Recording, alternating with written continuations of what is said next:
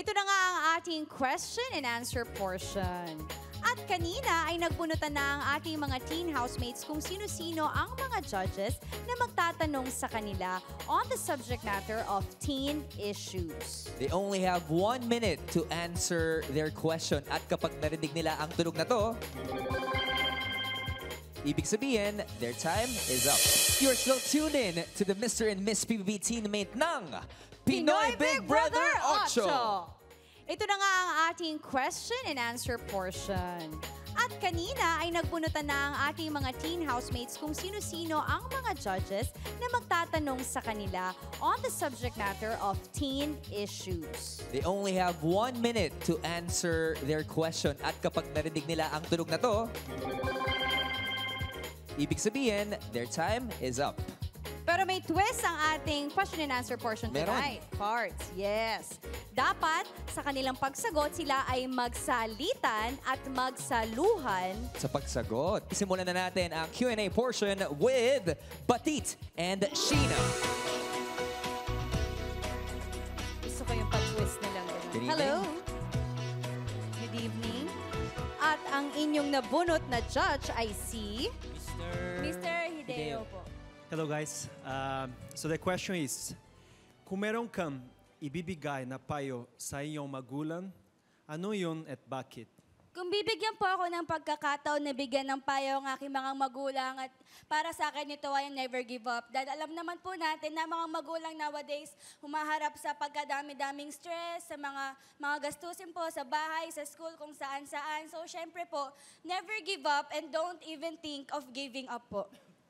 Kagaya nga po ng sabi ni Sheena, ako din po, sasabihin ko po sa parents ko or anong payo na imibigay ko sa kanya is yun nga po, wag susuko at patuloy pa rin po silang lumaban sa buhay sapagkat ako as anak nila, gagawin ko po lahat para hindi po masayang yung mga hard works po nila sa amin at yun po, maraming salamat.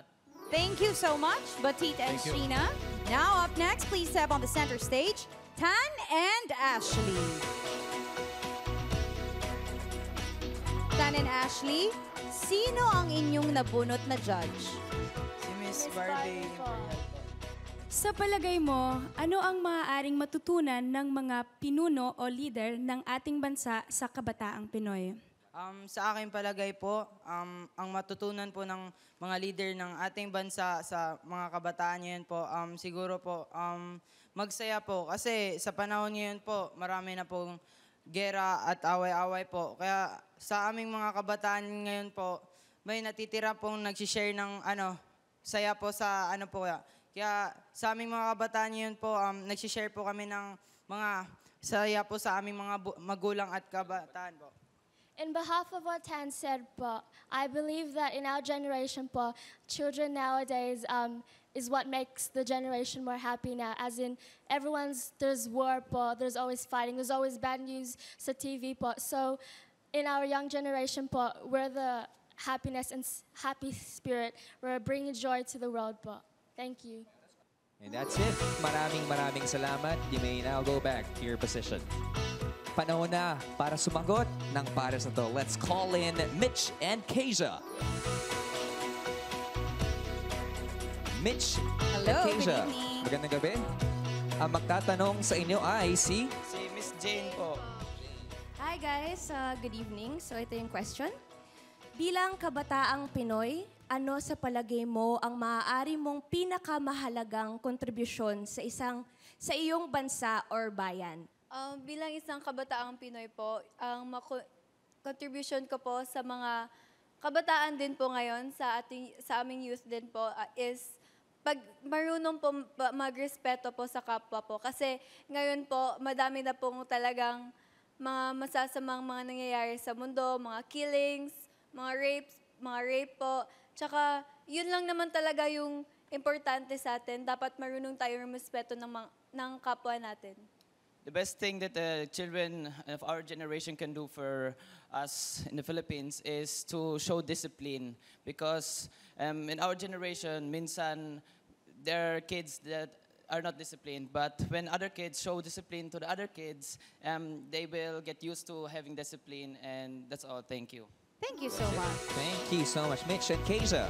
Tear. Respect Okay. and discipline. Pumunta naman tayo sa ating susunod na pares. Let's call in Shoichi and Yen. Hello.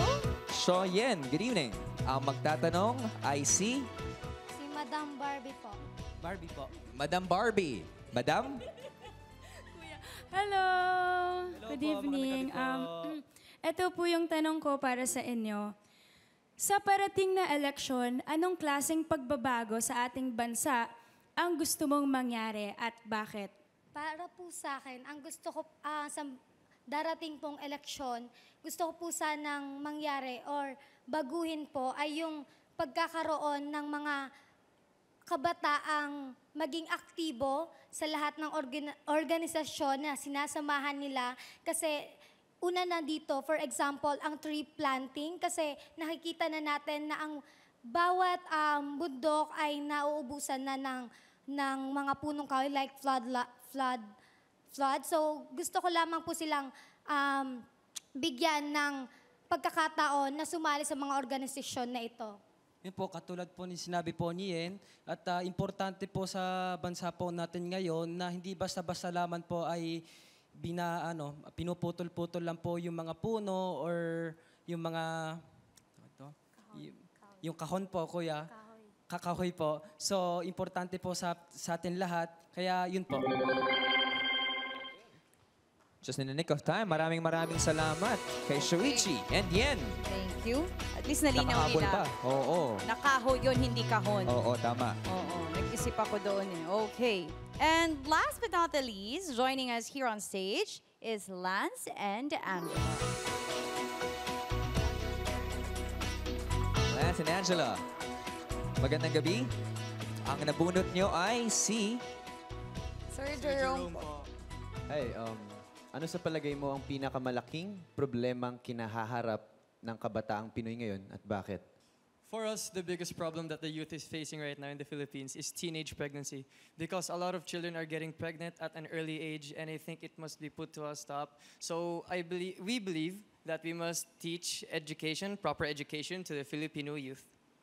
At bilang kabataan, kaya po naming i-reach out ang mga natitira pang kabataan na maging modelo po sa bawat isa na wag na po or iwasan po natin ang mga ganitong pagkakataon dahil alam naman po namin sa mga ganitong panahon, ang pinakamahalaga po sa amin ay edukasyon. Dito po namin sila imumungkahin na mag-aral ng mabuti at saka na po itong planuhin kapag dating ng takdang panahon. Yun lamang po at maraming salamat. Thank you. Edukasyon para kay Lance and Angela. Thank you so much.